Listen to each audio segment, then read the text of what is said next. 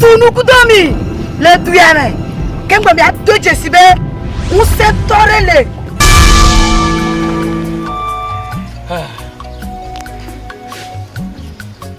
nanya atin dia dengan dia odo fuwa nimda pompo odo fuwa ma mi fiade dedo ku yo fia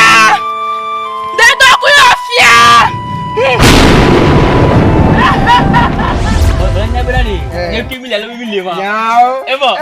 dok milih mashu mashu ijare mago benari nyemu dali agbaro exemple zam la voyi pako de diam le ba ngikere kama ogbo benari dalia nyemu depa de diaba